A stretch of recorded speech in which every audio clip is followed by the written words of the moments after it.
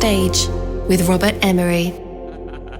Right, Jim. Let me kickstart the interview because this is all good stuff. So, Jim Mellon, welcome to Backstage with Robert Emery. It's a bit strange you being on this because traditionally we are an entertainment podcast and we interview anybody from the entertainment industry. And people might say, well, why on earth have I got a billionaire, entrepreneur, philanthropist, genius in front of me? And well, the honest answer is that actually, I think what I'm personally interested in are interesting stories from people, and predominantly it's the entertainment world, and they've led interesting lives. But I mean, you've led a very interesting life, and also you are an author, so you are slightly in the entertainment world, and you're definitely not shy of the media, that's for sure. So I would sort of class you in a temporary category as an entertainment officer for now.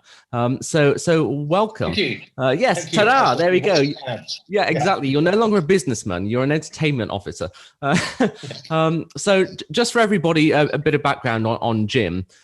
He's always popping up in the Sunday Times Rich List in one of the top 10%. He holds a master's degree in politics and philosophy and economics as well from Oxford University. You know, I'm living in Cambridge, so that means we are arch enemies. And he's boo, and he's an all-round investor, businessman, and the key thing about Jim, from my understanding of you, Jim, is that you like to look at trends and you like to try and forecast what those trends are and then go with them and try and make a big difference in the world. So we will get to Moore's Law, which is the book that you've just released, and I've got an awful lot to talk about for that. But before we get to that, I would love to know a little bit about what route you took to where you are now, because you weren't born a billionaire. You weren't born this entrepreneur.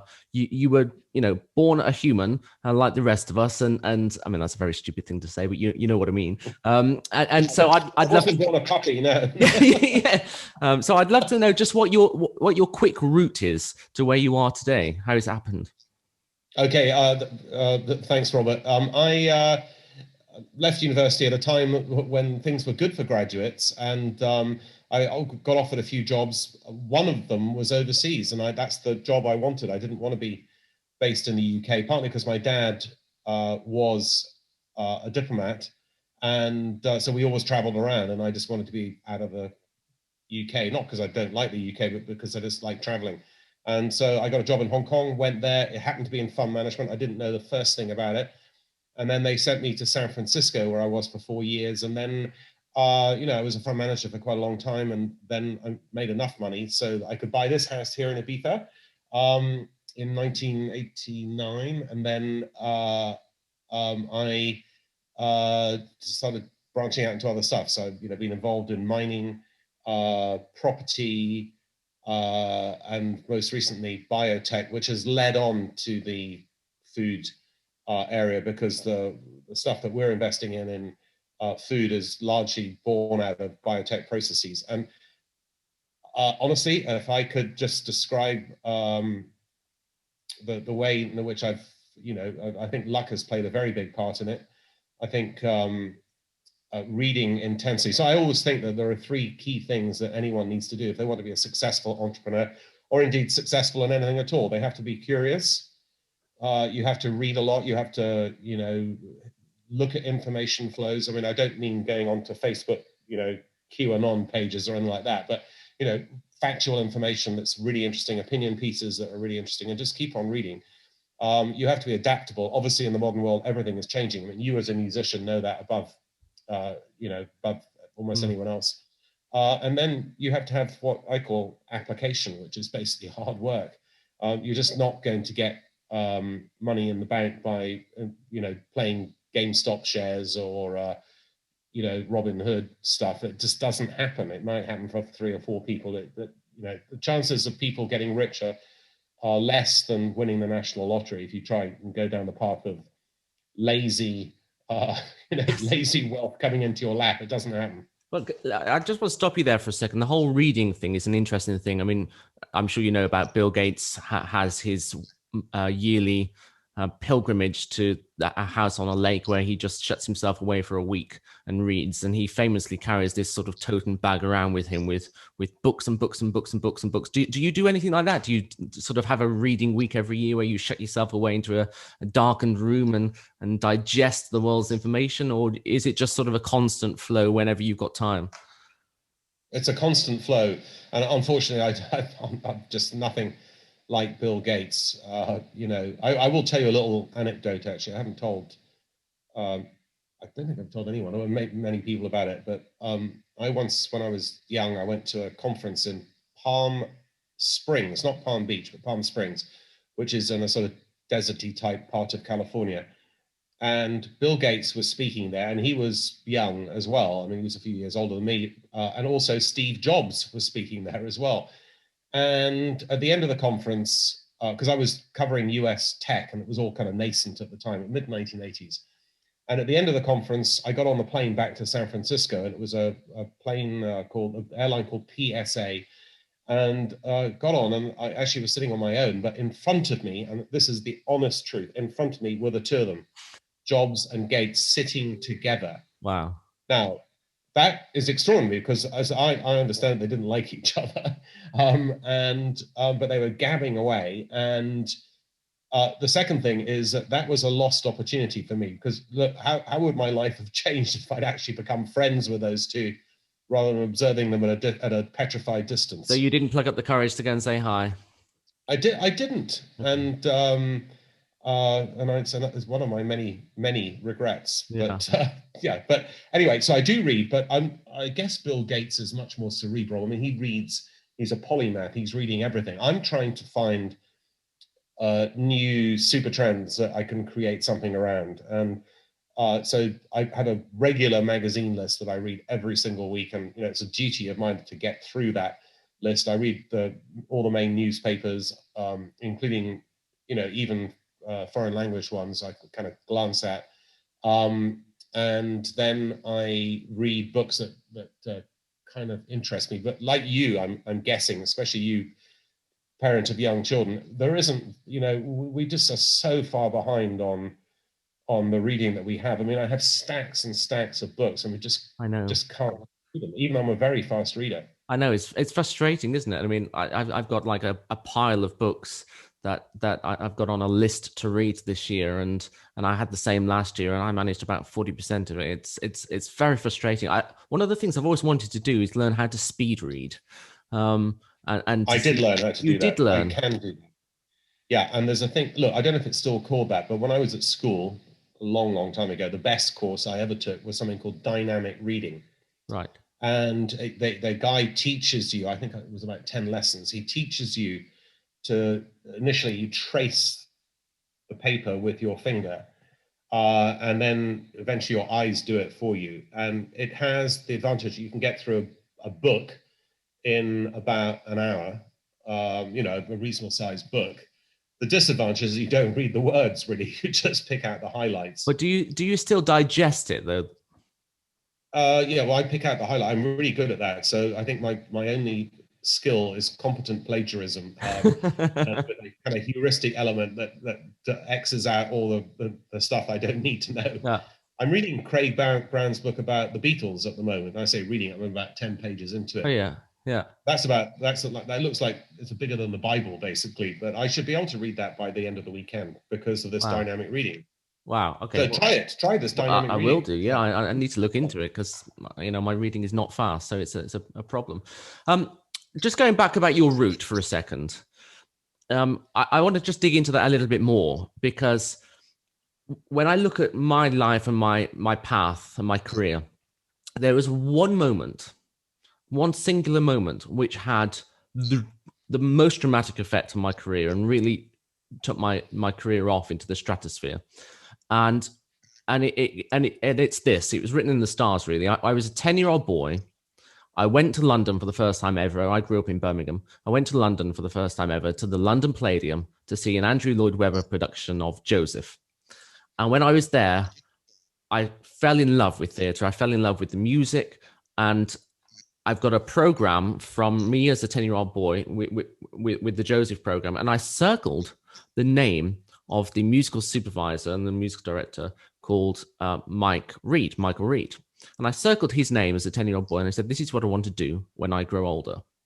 If I cut to 8 years later, I get a place at the Royal College of Music. I moved to London to study piano originally, and I need a job. I'm not from a wealthy family. I need a job. And I find a job as a church organist in Chiswick. And I find it on the jobs notice board at college. And it says above it, do not take the job applications down because other people deserve the right to apply as well. And to be honest with you, I thought, sod that for a lark. So I ripped it down, phoned them up and said, I'm the perfect guy for you. I live around the corner and I can play the organ. It'll give me a bit of pocket money. It's something that I'd love to do. And I got the job. And the first Sunday I was there, I'm not a particularly religious person. I'm quite a spiritual person, but I didn't do it for the religion. Frankly, I did it for the money. And the first Sunday I was there, the vicar said, hey, Robert, there's somebody who I'd like to introduce you to. And literally walking down the aisle was the guy who I saw as a 10-year-old in the program, Mike Reed. And I said, well, you're a bit of a hero of mine. I've looked at the program since I was 10 going, well, this is what I want to do. And he gave me my first professional job. He introduced me to Russell Watson, who he had conducted for a while. And then from Russell, I've gone on to work with other people as well. And all of my career stems from that. And in fact, Mike is now the godfather for my 5-year-old son, Teddy, because he's turned into like my best mate really over the years. So it's uncanny how it's happened. And there is that one moment for me that has, taken my career. Do you have anything similar where there's one particular pinnacle where you can say, well, without that, none of this would have happened? That's a very good question. I mean, first of all, you have a talent, or I can't say that I have. But the biggest break I ever got was getting my first job at a company called GT Management, which is now known as LGT. And for anyone of your listeners or viewers, it's a big kind of behemoth based out of Liechtenstein. And there was GT stood for Griffin Thornton. Mr. Griffin is still alive, but Mr. Thornton sadly died of Parkinson's or with Parkinson's a few years ago. Anyway, Richard Thornton and I got on very well. So the interview that I had, and I have a similar interview technique. I can't be bothered to go through a 3-hour interview and to do psychological tests and, have a structure to it. I just either like the person or not. But he liked me. And the thing that he liked particularly was on my CV, I said I played the bagpipes, which I did at the time. No, and really? And that stood out because, there are not that many people who play the bagpipes. And but why do you play the bagpipes? Because I went to a Scottish prep school. Right. And it was something to do. And I got quite, I nothing like you, but I got, I can't remember what the grades were, but I got a reasonable grade in my bagpiping. Do you still have bagpipes? I still have them. I haven't taken them out of their box for years and years and years. Oh, come on, get them out of the box. I should. I think I could learn again. I've got a very good friend who can play them very well. And maybe that was the reason why I, put them back in the box, because he's so much better. But I think that was the beginning of my lucky break. I was on a plane to Hong Kong, 3 or 4 months after that, and that was my life. But I'd tell you something, actually. If you asked me, what were you doing in 1987 or 1994 or 2003, I can't remember. I wouldn't be able to give you a description of what I was doing, because I'm always looking forward. There's no point looking back. Honestly, I have no interest in looking to the past. You don't feel like there's something you can learn from looking back and seeing what errors you did and how you could have done something differently? My errors are constantly in my dreams, but I couldn't tell you exactly when they occurred. And the errors are not just about what did I miss out on stock market wise. It's also errors in terms of my personal dealings, errors in terms of what I did as a bad boy when I was younger, and they still come back to haunt me. So I try and avoid doing anything bad, because I know that it will just form the part of the catalogue of bad things that literally haunt me. I mean, really? Literally. feature. I mean, I just can't stop thinking about, the bad stuff that I've done. So I Wow. just, and I don't believe in going to a psychiatrist or a psychologist. Okay. So Davina's always encouraging me to go to one of those, and to unburden myself. But I just, I'm like a pressure cooker. I'm going to keep the lid on. So Sorry about this. no, don't. I feel like you're a psychotherapist right now. I mean, Yeah, you are. yeah. You're good at it. You'd be really good. In fact, I should lie down on the couch and have the camera pointing at me. Yes, call me Fraser Crane. Do you, speaking openly, I always find it very, very difficult, almost impossible to talk about feelings and issues. And I don't know why. I've got like a block there. I find it really tricky. I mean, do you have the same thing? No, No, no. you just No, I've you what don't like Davina the idea. calls at a moment's notice, I can blub for Britain. Oh, really? Yeah. So you're an emotional guy. Oh, that's unusual. Well, she thinks they're fake emotions, so that's possible. A second ago, you said, well, you don't have a talent, and it's easy for me to give you the story because I've got a talent in inverted commas. But, you don't achieve what you've managed to achieve without a talent. And a talent just doesn't have to be just, dancing very nicely or playing an instrument very nicely or drawing art. I mean, so you do have a talent. What is it? What would you say it is? Oh, I think it gets back to what I said to you earlier. It's competent plagiarism. Yeah. If you give me a vague idea, I won't necessarily claim it as my own. I try and credit the people who actually gave me the idea, but in a sort of backhanded way. But I can write almost anything around it and make it look credible. So I think that's my talent. And reducing things to simple propositions, I think, forms part of that. So I'll give you an example, actually, if I may. When I started work in Hong Kong, I was sent to the Philippines, and I was given the job of analyzing then and probably still is, the Philippines' biggest company. It's called San Miguel. Now, if you've been on holiday to Spain or even in England, you know that there's a brand of beer called San Miguel. Yep. That's not where it came from. The beer company in the Philippines started the San Miguel company in Spain. And so it actually originated in the Philippines, and the beer San Miguel in the Philippines is dominant. The Philippines, when I first went there, was less than 40 million people. I think it's like nearly 200 million people. Yeah. It's one of the few countries where the population continues to explode. And so I looked at this company, and it also owned Coca-Cola franchise in the Philippines, and Carnation, which is that horrible condensed milk that they love it there, and a variety of other things, including mines and everything. And the whole valuation of that company was $50 million. So there were approximately 40 or 50 million Filipinos.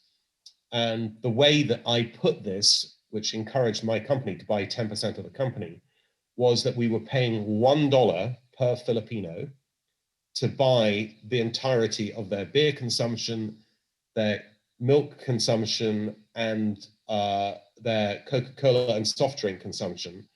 And whatever the profit and loss figures of this company were, we were buying into a franchise that was remarkably cheap. And that was the way in which I try and persuade people to come into our investment vehicles or whatever now. It's just the simple promise that you're getting into something that has tremendous potential at a relatively low price. And I think I'm good at that. That's incredible, because that's something which I struggle with, and I'm struggling right now with it.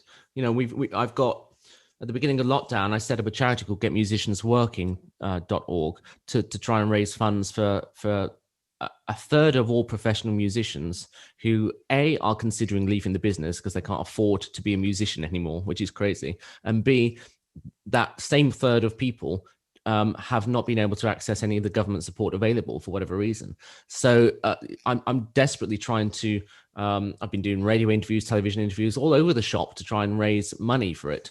And I've been explaining how those musicians, they're not just taking money just to put food on the table. They are giving back to society through a new project that I started called Ted's List, which is an educational website based upon anything you want to know about music. So if you want to know what is the best set of bagpipes to buy, you'll go to Ted's list, and you'll hopefully find the world's best bagpiper talking about what is the best set of bagpipes to buy. And what the musicians who are currently out of work doing is that the Get Musicians working scheme are granting them money, and then in return they are writing this content for the Ted's list website. And it's a simple idea, but where I've really struggled is to try and explain it to everybody, because everybody's, the lawyers are saying, well, you need to get it on a one pager so we can send it to high net worth individuals and they can read it. And I wrote it down, and they said, yeah, it's not crystal clear. You don't really understand it. And I find it really difficult to narrow the focus down. So you've got that elevator pitch. You've got exactly what you did. How do you do it? What's the trick? Honestly, I don't know. But send me your, well, first of all, let me send you a little bit of money for your charity. And secondly, let me tell you that my friend Alan Kerr corralled a few of us into, in a different way, to helping the musicians of the Academy of St. Martin's, which we're, patrons of, because they had the same problem. Yeah. The touring orchestra, is just not bringing any money in, and they're kind of stacking shelves in supermarkets. So we've been helping out there, but I'd like to help your charity as well. It sounds like a wonderful idea, and I'd be very happy to look at your one pager and make some suggestions on it, because you can't really articulate how it works. It's a bit like you can't describe how you create music. That is true.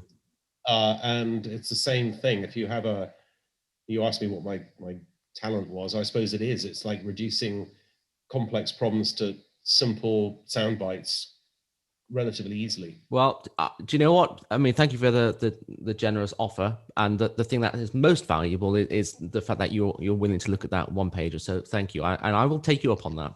Oh, please do, Robert. I think what you're doing is absolutely fantastic, and I've got musician friends. There's one in Ibiza. He's in the dance music.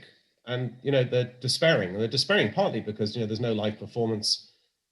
And also because Spotify, unless you're Ed Sheeran, is paying peanuts. Yeah. And I had nearly 1 million views on 1 million listens on an album, which I did. And I got a royalty check the other week for £13.27. And it's absolutely an outrage, because if you'd sold 1 million of those albums in former years, you probably got £2 or £3 per album. Yeah, and you'd be laughing basically. Yeah. And, so I don't know what to do about Spotify. No, well, hopefully it'll line itself out. We're in a transition period. It is what it is. But going to you being an author and sticking with this sort of entertainment business, and you say one of your talents is, or your main talent is being able to command the English language so people understand something relatively complex in a relatively simple way. And I guess that's what you try and do in your books. But, there are not many people in your position who actually spend the time to write books. So why do you do it? I do it partly because otherwise I would be, if pubs were open, I'd probably be spending all my time in pubs rather than having some project to do. And secondly, because it's a great, I'll tell you that honestly, it's a great way of ordering thoughts in something I'm really interested in.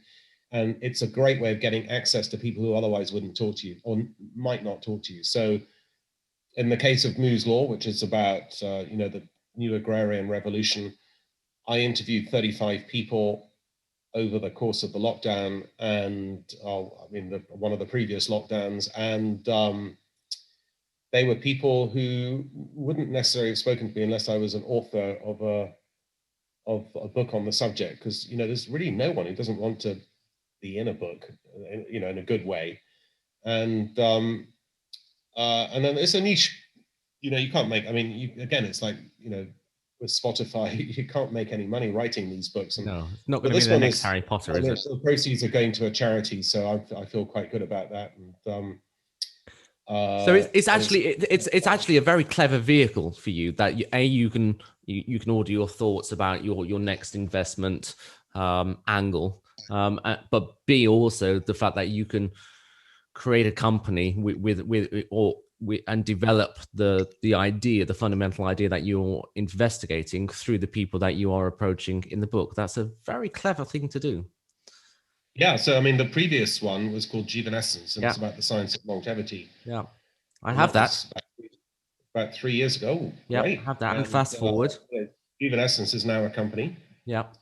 And, it's banging on $1 billion valuation. I'll go public sometime this year in the United States. So yes, you're right. It's a great way of opening up all sorts of collaborations, getting an insight into the science, into the corporate workings, and agronomics now, which is the first of our vehicles for investing in this area, is, I think, the largest investor in cell ag in the world. So it has business benefits, but in the case of both of those, having made enough money really in other stuff, it's much more prosaic and doesn't really float any boats in terms of human impact. I'm really, really keen on both of these as I wouldn't say my swan song, but certainly that it could last me for a couple of decades of effort and work to get these things going, because they're both massive impacts on people. Yeah.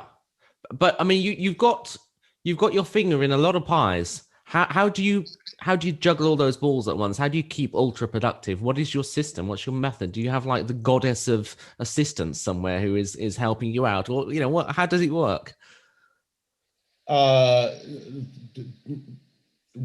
I've got a team that's been there for a long time. So Anthony Chow, who heads up the food side, is 15 years with me.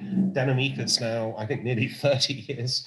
So we have a very low turnover in terms of our core team. We have an office in the Isle of Man, which is the family, if you can call it a family office. And then they do all the accounting and, general strategy and all that sort of stuff. And then in London, there's a small office, which is, an analyst office, basically. And that's it. But if you look at my main business, it's German real estate. We subcontract all the management of that out. We have a small office in Berlin, but we basically subcontract the management out. So it's just a question of watching paint dry, basically. And you class that as your main business, your German real estate. Well, it's the biggest by valuation, it's by far the best investment I ever made. Really? By far, it is. I mean, I've made like much bigger returns on things, but in terms of gross amount, that is by far the best investment, because I put all the money I had when we first went there, available money, into real estate, borrowed out by my standards then, it was like 200 million euros, which was a lot of money. Yeah. And we're looking at 14 years ago, maybe 15 years ago. And today, we sold all our Berlin properties last year. We made a very good return on that. And then we've kept about 2/3 of the portfolio outside of Berlin, both in the West and the East. And we don't have any debt. It's very rare for a property company to have zero debt. And it's just, that was, just a stroke of incredible luck.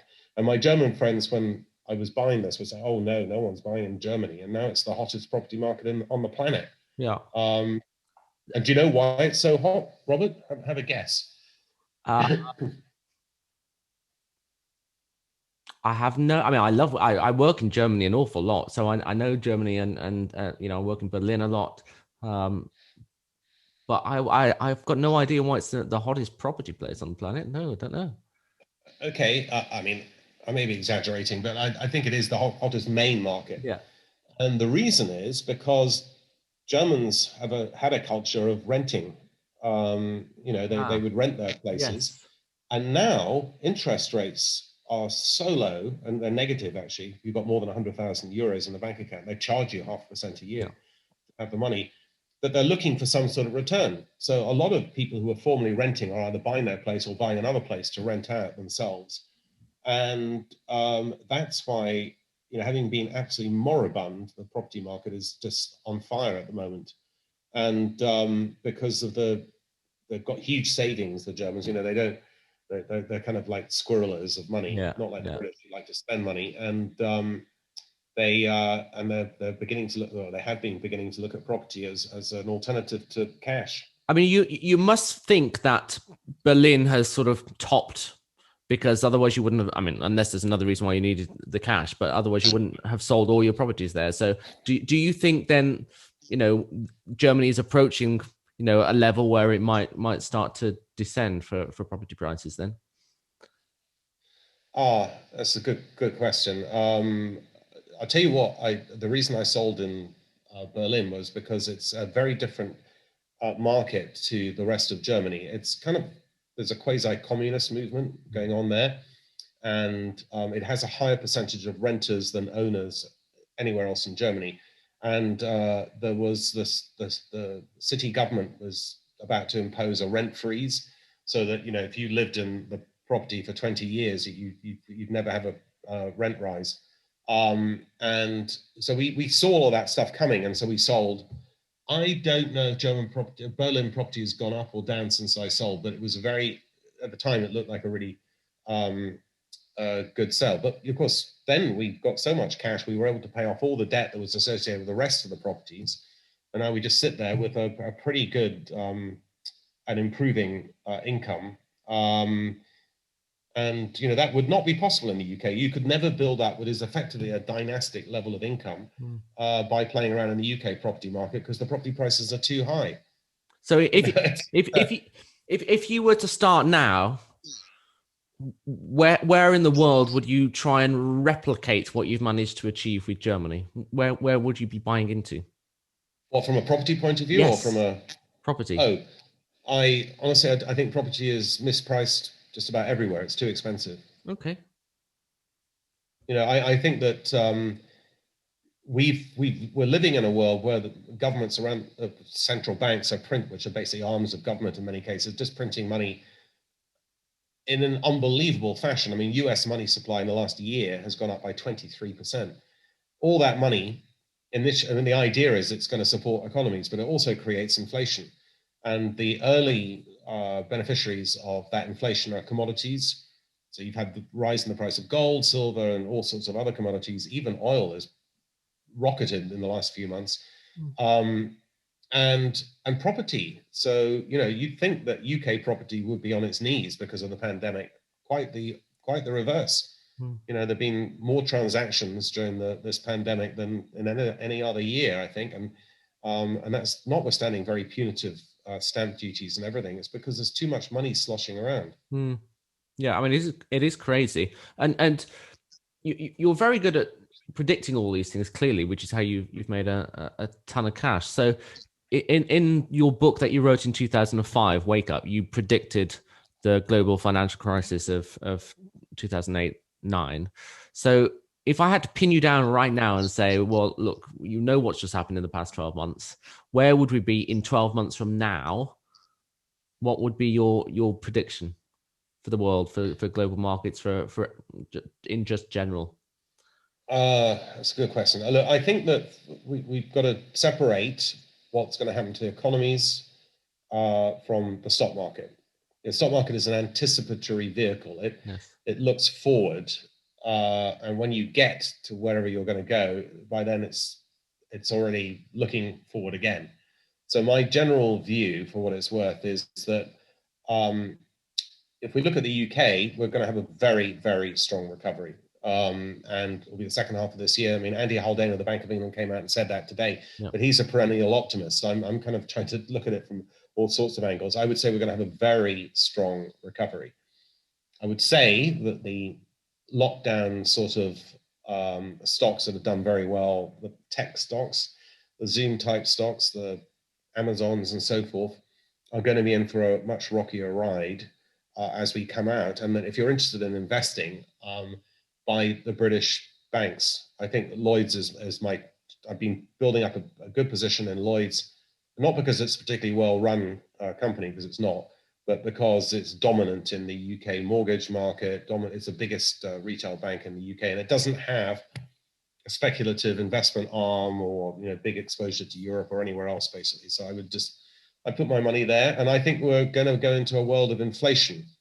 And so for that reason, I'm very bullish on commodities, and particularly on gold and silver, which should form part of anyone's portfolio. I mean, it doesn't matter how much money you have, you should have some gold. because it's the only thing throughout recorded history that preserves its purchasing power over, wars, turbulence, plagues, whatever. Gold stays. Yeah. You can use an ounce of gold to buy more or less the same goods and services over history. So I definitely, at the moment, I would say gold is going to be in a big upward cycle. I mean, But you have to you've been sell it saying as that well. for a while, actually, though. You've been saying Lloyd's gold and silver for And at least Lloyd's has sort of done 12 or particularly 18 well. months. No, I'd say, well, Lloyd's has done well recently, and I think that we could double our money again. I mean, the thing is that these banks were hot stocks at the time of the financial crisis. Then they got,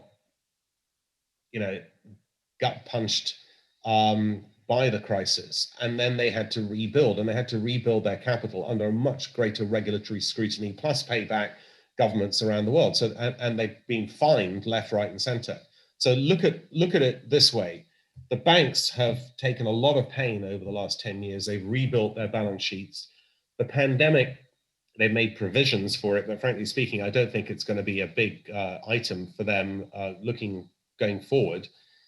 They benefit from inflation because interest rates tend to go up in inflation, and the higher the interest rates, the more banks make, funny enough.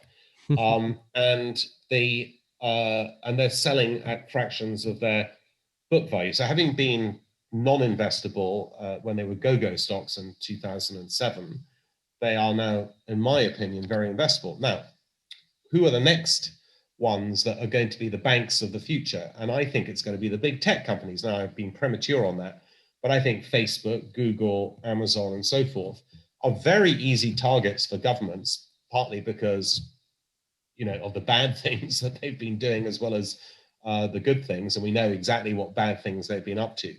And partly because they're sitting on so much money. And, governments have got their BDI on repairing their national balance sheets. They're going to find them like they find the banks. And so I would kind of, I'd say if you've made money in those kind of companies, take it and then put it into the ones that have been the bad boys in the last 10 years, because the new bad boys are about to be heavily fined and regulated and changed, basically. Okay. I know you like gold. Is there a particular company that you would recommend for gold that people look into, or? Yeah, I'm a director of a company called Condor Gold, which is listed in the UK market. It's run by a friend of mine called Mark Child. It's not a producer yet, but it will be relatively soon. How soon? Within a year, actually. Okay. And it's, they always say about mines and oil companies and things, it's better to travel, hopefully, than to arrive. And so the exploration stage is quite often the better time to invest in these things. It's small, it's speculative. I think it's like £100 million in market valuation. Right. Maybe not even that. I'm not sure. But I like it. And then if you're going to buy something big, American Barrick, which is the biggest gold company in the world, you can't go wrong buying that. I don't think anyway. But you should have some in your portfolio, but remember to sell. The GameStop people, they were encouraging each other to buy at ever higher prices just a week ago. It peaked at $460 something a share. What is the share price today, Robert? I've got no idea. 60. No. So you bought it 460 something and it's 60 today. No. It is. So, wow. I'm jumping on speculative bandwagons like Bitcoin or GameStop or, one of these things that the Robin Hood bros, as they're known, jump on, is a dangerous strategy. Yeah. So unless you know what you're doing, stay away from it. Yeah. Day trading is tricky, isn't it? I tried it on my IG account and it's, it's a bit of a roller coaster. And they say, oh, there's no commission. Of course there's a commission. There's a hidden commission somewhere. Otherwise they wouldn't be in business, these people. Yeah. So, if you let's say you found, your Ted's list as an example, became a big success and, you wanted to list it and you believe in it and you put more money into it or whatever, then that might be the sort of thing, because you know so much about music, that you should invest in. But if you don't know anything about what you're, apart from the fact that you might as well go to a casino, you probably have better odds of winning. Yeah. No, seriously. Yeah, I know. It's very true. I mean, and the Twitterati. I mean, they it's astonishing how much junk they put out about recommendations and things. And I'm a gambling guy. I'm a guy who likes taking risks, and I take risks all over the shop. And it's shot me in the foot many times, and it's been very beneficial many times. But one of the things I've had to learn is to ignore the Twitterati and what they're saying. Because I, almost invariably every time I've lost money following their advice. So, well, they're probably because they are, when they're recommending to buy, they're actually selling. Yeah, selling to you.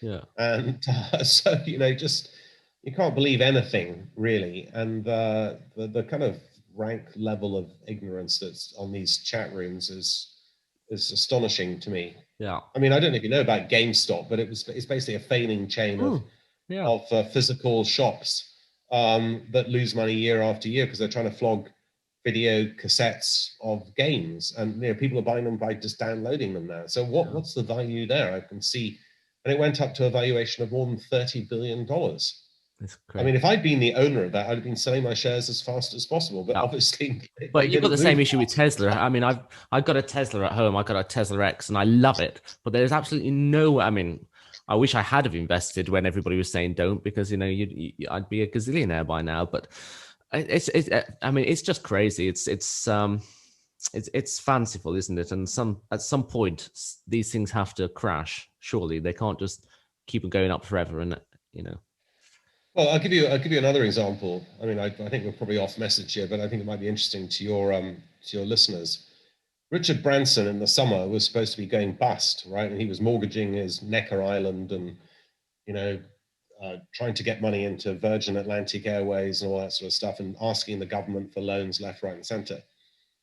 And he had to sell some shares in his Virgin Galactic, which is listed on the New York Stock Exchange, but he still has a big position in it. Virgin Galactic, I mean, it's kind of like a Tesla situation, isn't it? I mean, except that, Tesla actually has cars. You've got one of them. Virgin Galactic has got, the idea is that people will go up and do some space tourism, and there's a big long list of celebrities who want to go up there, and maybe there are. But the valuation of that today, because the Twitterati, as you call it, or chat rooms, has restored his fortune to the extent that he's now worth $7.5 billion, according to the latest estimate, because of his shares in this hyped up situation. It is incredible. And I suppose good on him. He's a real risk taker, right? He's, always on the edge. I'm just not that sort of person. I'm Scottish, so I'm probably like hoarding money. I don't exactly get the gold coins out and count them every night, Robert, but in my mind, but you may as well do. Yeah. Now, just moving on, talking about the future. Last night, I watched an excellent program on Netflix by David Attenborough. I can't remember the title of it, but it was sort of my witness statement, or life in my time, or something like that. And it was a summary of what he's managed to do over his entire life, and where we are in the world right now, and the state of the world, and the issues with the rainforest, the issues with palm oil, the issues with fishing, the issues with population numbers. And it really opened my eyes. And I thought, this is exactly the sort of film that I want my son to watch when he's old enough to understand it. And part of that, of course, is the overpopulation of the world. And part of that is the issue to do with the resources that this number of billions of people are taking. And of course, part of that is meat and meat production and food. And this is your new book, Moo's Law. This is what it's all about. So could you just sort of give us a quick summary and identify what the book is all about? Yeah, sure. And thanks for that opportunity. So the industrialization of food really started after the Second World War, and it started largely, to begin with, in America.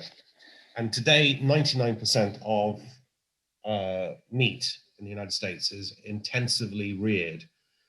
And by intensively reared, I mean that cattle, as an example, never see a field. They're fed on feedlots in very close quarters.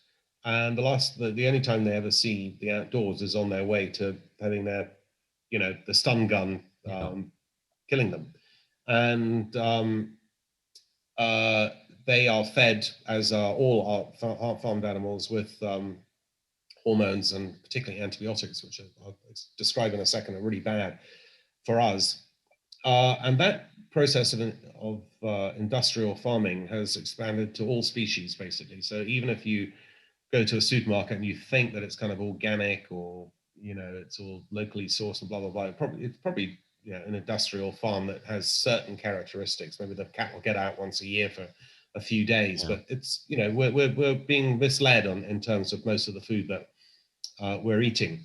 Now, you're absolutely right to point out that as populations get richer, not necessarily larger, in countries such as China and India, they want the same amount of animal protein that we in the West and the developed world have been consuming. And if I told you that the average American eats 80,000 animals in his or her lifetime, and that includes fish and chicken, by the way, but that's the truth.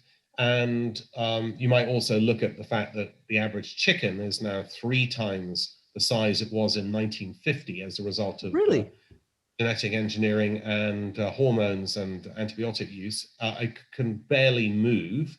Its average life is 23 days. All right.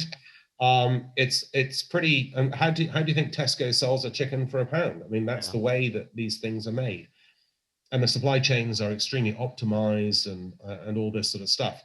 Now, it's a matter of debate exactly how much, but approximately 1/5 of all the emissions in the world, David Attenborough talking about, Greta talking about, etc., come from intensively farmed animals. 80% of antibiotics go into farmed animals, and they find their way back into the human food supply chain, which is why we are becoming increasingly resistant to antibiotics.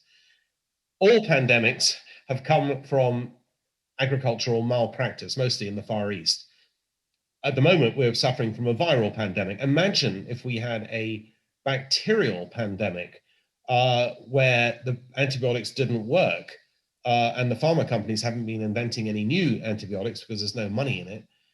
We would be in a situation much, much worse than the current one, because it would be like the Black Death. There's almost no escape. And just a reminder to your listeners that 1/3 of the world's population died in the Black Death. And we might think, we're a bit more advanced now, but actually our response to this pandemic until the arrival of the vaccines has been no better than it was in 1918 to 1920. So all the environmental boxes, and I can go through a whole long list of stuff, but it's all in the book, are ticked by changing agricultural practices from intensive farming, apart from the animal cruelty issue, which is the one that motivates me, and it's why I don't eat meat. Every box is ticked and try and change the food supply. So there are 2 ways that's happening. One is the plant-based foods that everyone will have heard of, like Impossible Burger or Beyond Burger, which are now soaring in valuation and sales, and then alternative milks, which many people go into Starbucks. Instead of having regular milk, they have soy or almond or whatever. And it seems like that's the normal way of operating. But 10 years ago, those didn't exist, or they existed in very, very niche markets. Today, they're more than 1/5 of the US milk market, which is why the 2 biggest milk producers have recently gone bust. And then there's the issue of food security. So apart from human health, you've also got countries such as Great Britain, which have to import a large part of their food. So in the Middle East, it's about 95%. In our country, it's about 50%. If we could produce the food locally, the carbon footprint would, be much less, and we'd feel more food secure. So at the time that all this is happening, you've got the new technology, which is based on old technology from biotech, which allows companies to produce food in labs. And that's the second wave after the plant-based wave. And these labs are now in existence, and there are many companies around the world that can and do produce meats, materials, and fish in laboratories which are identical or actually better than the best conventional farmed products, because they come from the original animal. So you extract, I mean, just to give you a very brief example, you extract a biopsy, 2.5 milliliters, not even centiliters, from a cow as an example. In 40 days, you get enough meat to produce 3,000 kilos of meat, which is the equivalent of 7 or 8 cows. Those cows would typically take 30 months to grow out in a field. So this is done in 40 days. And all you're doing is taking the stem cells, the progenitor cells of these cows, you're differentiating them, you're bathing them in nutrients and growth factors, and hey presto, out comes, and I'm simplifying it, but out comes the meat at the end. And the same is applying to leather, to cotton, to threads, and to seafood. And some of those products are now on the market. It's not like the science fiction. So in But this is Singapore, new, isn't it? I mean, the first lab grown burger was only done in what, 2013 or something. So this is correct. So this is new, and therefore it's also very expensive at the moment, isn't it? It is, and it's the reason I call it Moore's law is some of your listeners will be familiar with Moore's law, which is the law of semiconductors, invented by Gordon Moore nearly 50 years ago, which is every 18 months the price comes down by half and the efficiency doubles. And it's the same trajectory with this stuff. The price of growth factors come down, the price of bioreactors come down, the price of nutrients come down, and the product becomes much cheaper. So you're absolutely right, Robert. In 2013, Mark Post of Maastricht University unveiled the world's first cell ag burger. It cost about 300,000 euros. Today, it costs to produce that between 8 and 9 euros, and the trajectory is obvious on the way down. So and I mean, in 9 years' time, your son will be, if I get my maths right, about 14 years old. He will be eating either plant-based meat or cell ag-produced meats, because more than half the market will be from those two categories. So this is a very quick revolution. This is By in 9 years' time, amazing. you think that will be, a Yes. standard thing to go into your local Tesco and get this? Yeah, and if you go into Tesco today, you can buy Beyond, you can buy Yeah. Meatless Farms, you can buy Quorn, and in fact, you can't just, there are big sections dedicated to these products, and more people are eating them. And but the plant-based is just the first wave. So you're a pescatarian and you don't eat meat, but have you tried any of these products? Of course, yeah. So I've tried, not the cell ag stuff, no, Okay. because they're in California and we can't get there. Yeah. But we eat Beyond Burgers. We just had one the other night, actually, for dinner. I don't know if you've tried it. I You can't. haven't. I mean, No. 6 years, so I don't know if I can remember the taste of regular meat. But Dathina definitely says it's identical. Do you? Identical. I mean, I love meat. I love eating meat. I love a good steak. Yeah. And I, the idea of having a bacon sandwich in the morning is fantastic. I love it. I'm not going to be ashamed of that. But the film I saw yesterday really disturbed me. But the big issue is, I love the food. I've had it all my life. It's what I'm used to, and getting over that hurdle is not easy. Getting people to turn their mind and to persuade them to eat this stuff. I mean, that's not going to be an easy thing, is it? No, I think that the real tipping point will come when the price gets to what I call griddle parity. The price of this stuff, which is clearly better for your health and better for the environment, gets down to the price of the conventionally farmed stuff, and that, I think, is about 5 years away.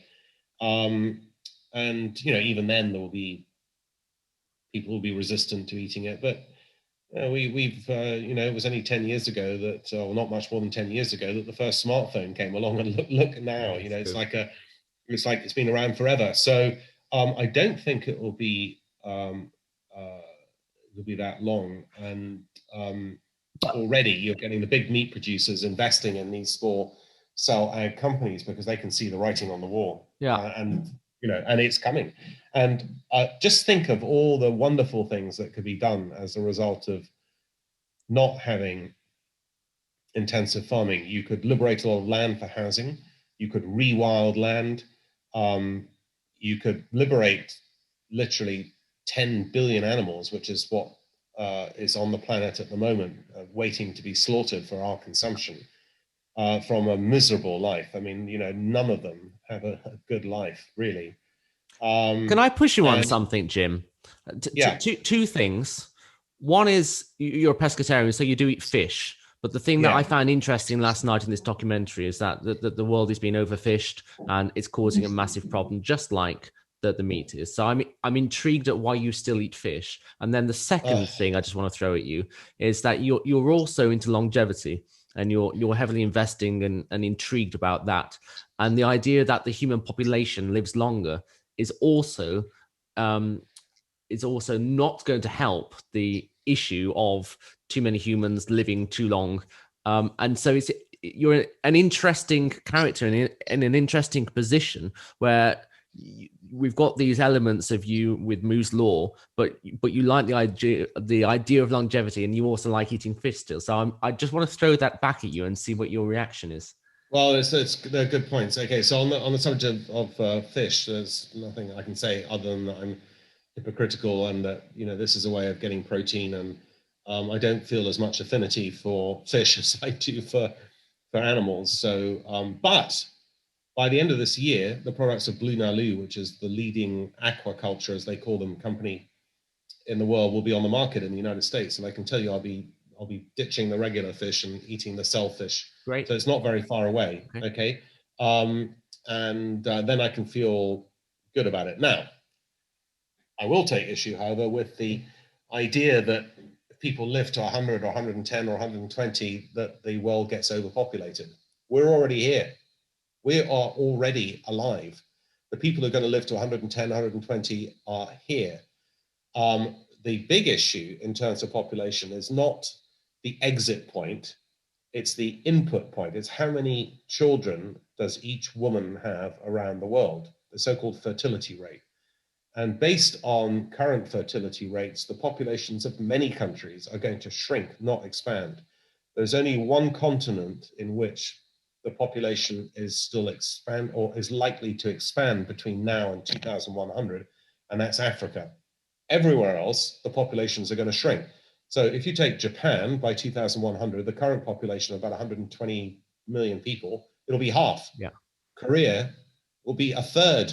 Singapore will be less than half. Hong Kong will be less than half. Spain and Italy will be less than half of their current populations. So what you'll have instead of an expanding population, you'll actually have a shrinking population, and the average age of that population will increase dramatically. So what we're doing is trying to keep that older population, which I think is a good thing, by the way, in a state of robust health rather than a state of decrepitude towards the end of their lives. That's the mission of our company, Juvenescence, and other people who are engaged in this science. So the population is not, the world's population is not the problem today. It's the increasing age of the population at a time when people are characterized by one or more dread diseases in the last 15% of their lives. And you can see that in COVID. The average age of death of a COVID patient is higher than the average life expectancy of the typical Brit. Yeah. And that's because COVID isn't really the proximate cause of death. It's just allied to another disease that they have. It could be diabetes or heart disease or cancer or whatever.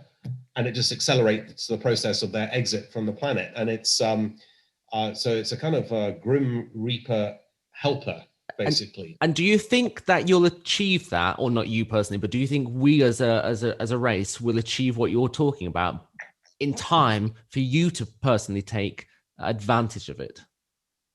Oh, I hope so. Yeah. Yeah, I do.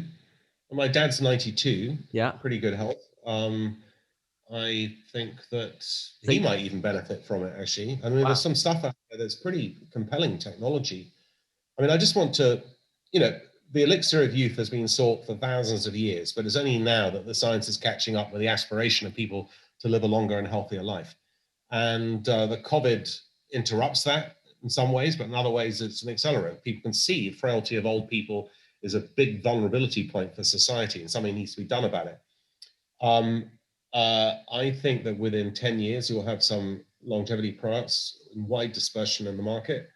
Wow. They may not increase your lifespan, but what they will do is reduce your period of morbidity, or they increase your health span, the years of healthy life, as opposed to Yeah. years of failing towards the end of your life. Yeah.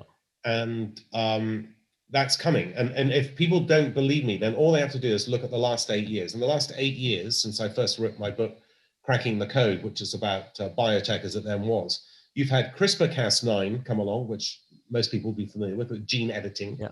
It's a huge industry now. You've had artificial intelligence to develop novel compounds or drugs. Didn't exist 8 years ago, and now you can develop drugs in 30 days in some cases. You've had the cure for hepatitis C didn't exist 8 years ago, and now if you've got hepatitis C, you're cured, whereas in the past you die of liver cancer or failure. And you've had cancer immunotherapy, which will be the biggest single drug category in the world. It'll be $260 billion of sales this year. It didn't exist 8 years ago. So what is the next wave of biotech going to be?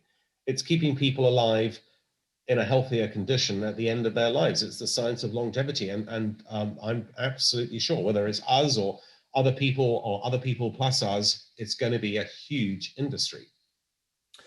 It's totally fascinating, and it's such a world away from just waving your arms about in front of a load of musicians and pretending to know what you do. So thank you for that. It really it's totally fascinating.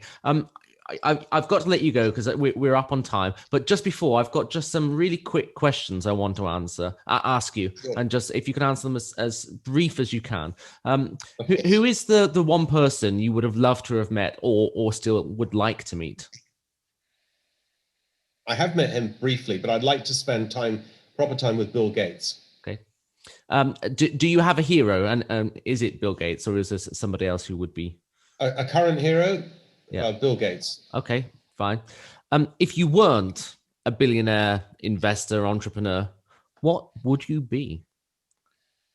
Well, not by choice, but the other jobs I was offered when I left university was a stockbroker.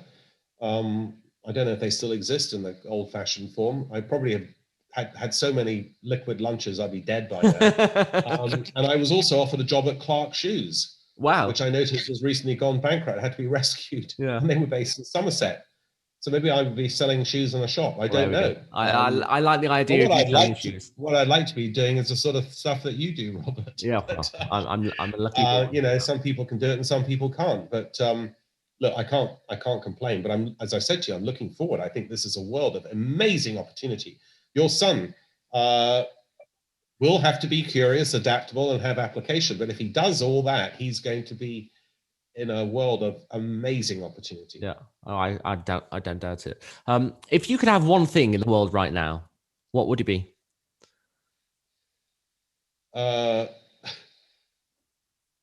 I'd like to travel somewhere, Yeah, anywhere. I'm the same. Yeah, absolutely. And what's the proudest moment of your career so far? Yet to come. Oh, that's nobody has ever answered that. Okay, fine. All right. Well, what's the worst moment of your career so far? Don't say yet to come. I tell you what. I got involved in the Russian market in 1994, and in 1998 it all went tits up. The ruble was devalued. The bonds that the fund managers I work with have been buying became almost worthless. And whereas we've been riding really high, we had a margin call from Morgan Stanley for $40 million. And the man who delivered the margin call to me was he's called Colin Kelleher, and I'd been at the same college as him at university. And I'm not saying that he enjoyed the schadenfreude of delivering the margin call, but I'm glad to say we had just enough money to pay it so that we moved on and thereafter prospered. But that was probably the worst business moment of my life. Expensive. Expensive, but also just like, everything goes up in smoke potentially, but it didn't. Yeah. A music related one. Is there an instrument you wish you could play? I can play the guitar to a certain extent. and I'd like to be able to play it a lot better. I love it. Okay. Do you have a treasured possession? And if so, what is it? We have 4 treasured possessions, which are our dogs. Dogs, lovely. And I shouldn't really call them possessions, should I? Well, no, that's fine. Yeah, we love them very much. Yeah, I love dogs too. I grew up with dogs, and we always had sheep dogs, and they're so adorable. Oh, gorgeous. Clever and so things as clever. well. Yeah, so clever. Yeah, so clever. And what's the one thing you can't live without? Red wine. Okay. Any particular one? Well, as long as it costs more than €5 a bottle, I think Then I'll you're say happy. that. 2 last questions. What's the most outrageous thing you've ever purchased? About 20 years ago, I bought my first plane, and I've been buying planes ever since. Lucky you. Well, I would like a ride in your plane one day. Thank you very much. You can. And the last question. The last edition you did of Mellon on the Markets was in July 2020. When's your next one?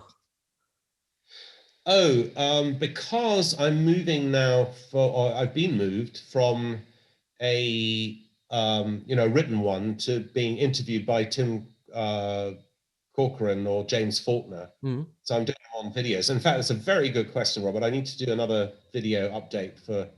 They should continue the web pages and do a text version of it.